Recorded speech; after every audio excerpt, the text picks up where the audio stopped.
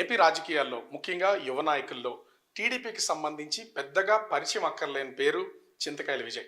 ప్రస్తుతం చింతకాయల విజయ్తోనే ఉన్నాం మనం. నమస్తే అండి. నమస్కారం. సో ఆ, అంటే ముఖ్యంగా రాజకీయాలకు సంబంధించి చూస్తే మీ ఫ్యామిలీ ఎప్పటి నుంచో రాజకీయాల్లో ఉన్నారు. రాజకీయాలు అనేసరికి చిన్నప్పటి నుంచే ఇంట్రెస్ట్ ఉందా, లేకపోతే మీ ఫాదర్ మినిస్టర్గా, ఎమ్మెల్యేగా, ఎంపీకి ఇలా పని చేసుకొస్తున్నారు కాబట్టి దాని మీద ఇంట్రెస్ట్ కలిగిందా? అతి చిన్న వయసులోనే రాజకీయాల్లోకి రావడానికి అసలు కారణం ఏంటి? ముఖ్యంగా అండి, రాజకీయాలు అనేది మన ఫస్ట్లో ఏంటంటే పేరెంట్స్ ఏమనుకుంటారంటే వాళ్ళ కిడ్స్ని మనం ఎలాగో రాజకీయాల్లో ఉన్నాం కదా, ఇది సర్వీస్ ఓరియంటెడ్ థింగ్, దీన్ని ఆప్టిమిస్టిక్ మెంటాలిటీ ఉండాలి, ఎక్కువ సర్వీస్ చేస్తూ ఉండాలి, దానికి తనకి ప్యాషన్ ఉంటే వస్తాడులే అని చెప్పి దూరంగా చదివిద్దాం అనే ఆలోచనతో ముందుకెళ్తారు. కానీ మనం ఏంటి చిన్నప్పటి నుంచి కూడా ఒక అవగాహన అనేది ఉంటుంది. ఏంటంటే ఎలక్షన్స్ అవుతున్నాయి, ఓహో రిజల్ట్ వచ్చిందంట, పేపర్ చూసి నువ్వు ఎక్కడ హాస్టల్లో చదివాను ఒక 6 years, ఒక లైబ్రరీలోకి వెళ్ళినప్పుడల్లా పేపర్ తీస్తే ఓకే నాన్నగారి ఎంపీ ఏమైంది వస్తుంటాయి. వచ్చినప్పుడు మా ఫ్రెండ్స్ మళ్ళీ డిస్కస్ చేస్తాం. సో ఆ ప్రభావం అనేది ఉంటుంది. ఆ ప్రభావంలో ఏమవుతుందంటే పక్కనున్న గురువులను కానీ వాళ్ళని అడుగుతున్నప్పుడు సో ఐఏఎస్ ఐపీఎస్ వీళ్ళందరికీ కూడా సర్వీస్ సెక్టార్లో ఉంటుంది, కానీ పాలసీ మేకింగ్ అనేది పొలిటీషియన్ దగ్గర ఉంటుంది అనే భావన ఎక్కువ నాకు ఎంఫసైజ్ చేసేవారు. సో దాంతో ఏంటంటే ఓకే ఇది కంటిన్యూ అవుతుంది. కానీ నాన్న ఒకటే చెప్తుండేవారంటే ఇక్కడ డైనాసిటీ ఈజ్ నాస్టీ. ఎవరు కూడా డైనాసిటీ గురించి ఆలోచించకూడదు. ఏదో కొడుకు పుట్టాడు కదా ఎమ్మెల్యే అయిపోవాలి, ఇది రాజరికం కాదు. అసలు ఎప్పుడన్నా మీకు రాజకీయాలకు సంబంధించి ముఖ్యంగా నా తర్వాత నువ్వు ఉండాలి, లేకపోతే మీ అమ్మ ఉండాలి, లేకపోతే తమ్ముడు ఉండాలి, ఇట్లా ఆలోచన ఎప్పుడన్నా మీతో షేర్ చేయడం కానీ, మీరు కూడా రాజకీయాల్లో ఎదగాలి రావాలి అని చెప్పడం కానీ ఎప్పుడన్నా ఉందా? మీకు కలిగిన స్పెషల్ ఇంట్రెస్ట్ అయింది? అస్సలు నాన్నగారు ఆ మాట ఏం లేదండి. ఆయన ఎప్పుడు ఏంటంటే ఆ టైంలోనే 2001లో నేను ఇప్పుడు ఇంటర్మీడియట్ కానీ ఎక్కడికి వెళ్ళినప్పుడు కానీ, లేకపోతే తర్వాత ఇంజనీరింగ్ చదివినప్పుడు కానీ ఒకటే చెప్పేవారు, ఏంటంటే నువ్వు ఎక్కడైనా జాబ్ చేసుకొని సుఖంగా బతికితే బాగుంటుంది ఇది అనేవారు. ఎందుకంటే ఎవరన్నా అదే కోరుకుంటారు, పిల్లలు బాగుండాలని చెప్పి. కానీ ఏంటంటే ముఖ్యంగా నాకు ఈ ప్రభావం పడిన తర్వాత పరిస్థితులు కొన్ని ప్రభావాల వల్ల మేము ఇన్వాల్వ్ అవ్వాల్సి వస్తుందండి. అది అమ్మైనా సరే, తమ్ముడైనా సరే, ఎవడైనా సరే.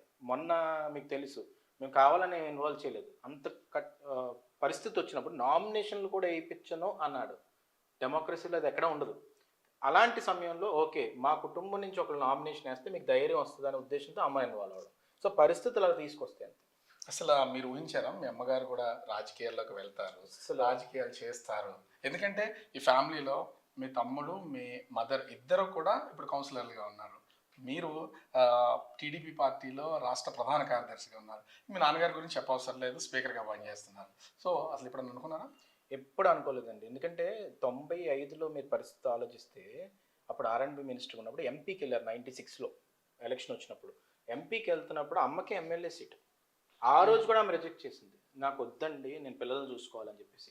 చాలామంది కుటుంబాల్లో ఇద్దరిద్దరు పోటీ చేశారు, కానీ ఎప్పుడు మనం ఆ పరిస్థితి తీసుకురాలి. మొన్న క్యాడర్కి కానీ పార్టీకి కానీ ఉపయోగపడుతుందని ఏకైక ఉద్దేశంతో, లేకపోతే వాళ్ళ ఎమ్మెల్యేలు పోటీ చేయాలి.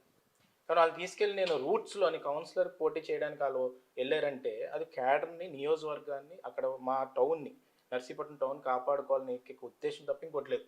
ఈరోజు పరిస్థితులు మీరు చూస్తున్నారు, నియోజకవర్గాలు మారిపోతున్నారు చాలామంది, కానీ ఆ ఉద్దేశం మేము పెట్టుకోం ఎప్పటికీ మా పుట్టిన నియోజకవర్గం. కానీ 2019 నుంచి 2024 మధ్య అయ్యన్న పాత్రుడు ఫ్యామిలీకి ఒక గడ్డు కాలం నడిచింది అనే దాంట్లో వాస్తవం లేదంటారు? ఎందుకంటే చాలా వరకు ఇబ్బందులకు గురి చేసింది గత ప్రభుత్వం, మీ ఫాదర్ని అరెస్ట్ చేసే విషయంలో కానీ, మీ ఇంటి ధ్వంసం విషయంలో కానీ. ఇప్పుడు ఎక్కడున్నారు అసలు? అప్పుడు మీ సిచ్యువేషన్ ఏంటి?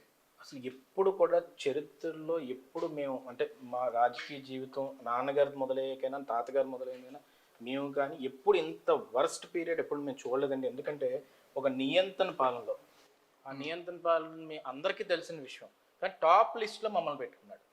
ఎందుకు పెట్టుకున్నాడు అనేది మాకు తెలియదు.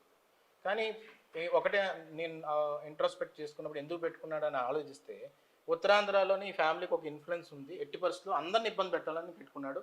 దాంట్లో మనం చూసుకుంటే నా డాటర్ని ఇబ్బంది పెట్టాడు, పిల్లల్ని ఇబ్బంది పెట్టారు, నన్ను ఇబ్బంది పెట్టారు, ఈవెన్ హైదరాబాద్లో ఉంటుంటే అక్కడికి కూడా తీసుకెళ్లారు. సో ఈ విధంగా మాత్రం చాలా ఇబ్బంది పెట్టడం జరిగింది. అంటే ఇక్కడ మేజర్గా ఎంత చేసినా కూడా రాజకీయం అనేసరికి అటు పేరెంట్స్ రాజకీయాల్లో ఉన్నారు, పిల్లలు రాజకీయాల్లోకి వెళ్తున్నారనే చూస్తాం.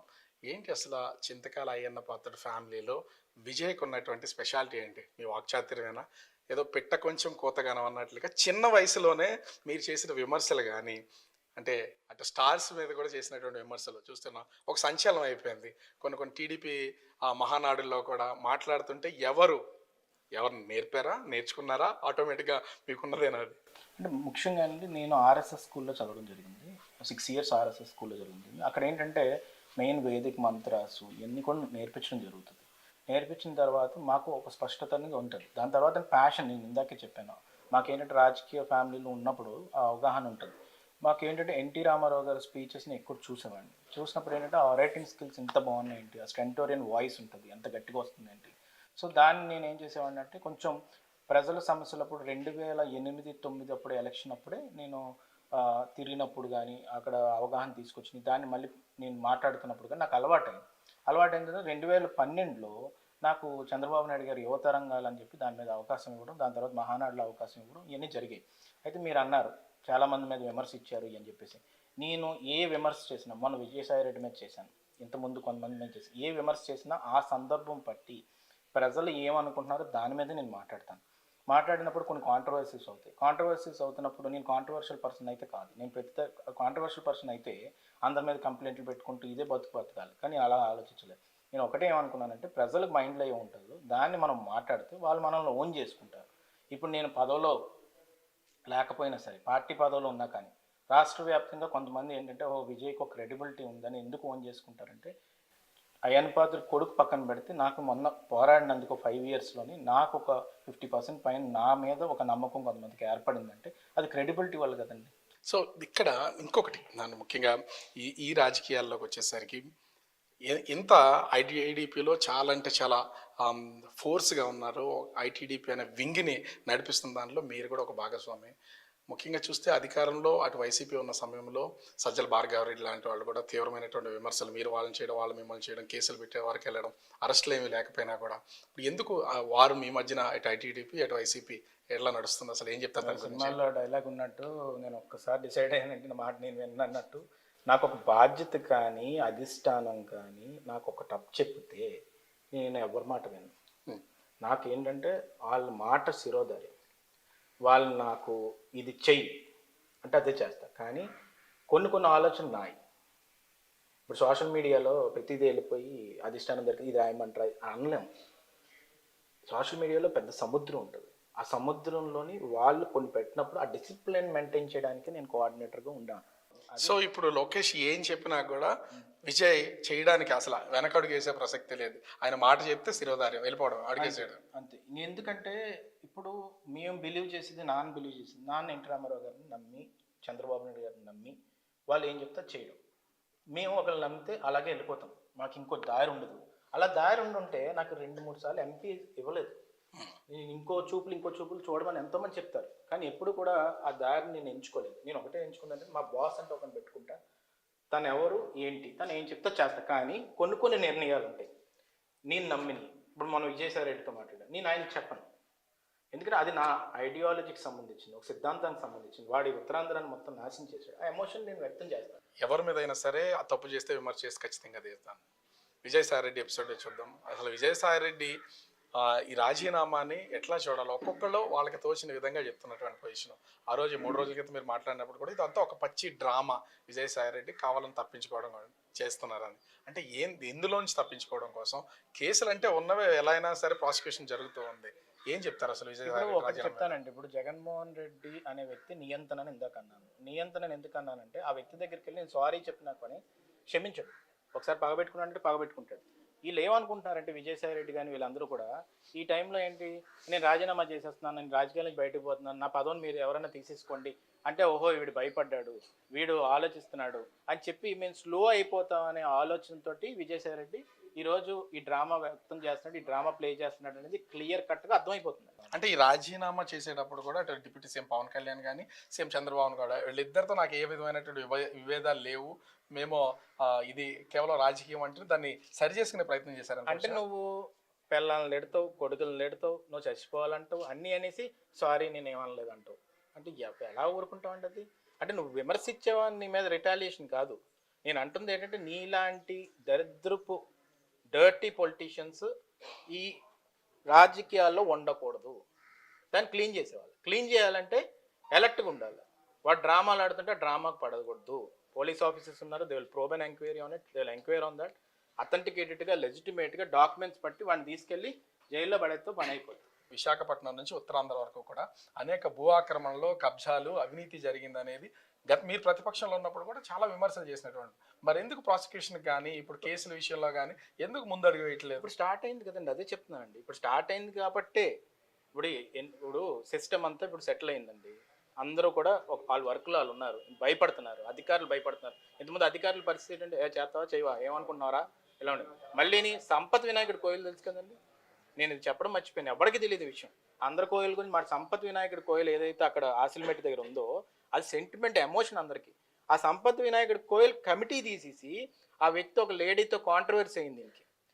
ఆ లేడీని ఇక్కడ వేయించి ఆ కమిటీని తీసేసి అక్కడ ఉండిలో డబ్బుల గురించి అండి ఇప్పుడు ఏం చేద్దాం అనుకున్నాడు. ఆ సంపత్ వినాయకుడి కోయిల్ మొన్న జీవో మళ్ళీ పాస్ చేసి పాత కమిటీని వేశారు.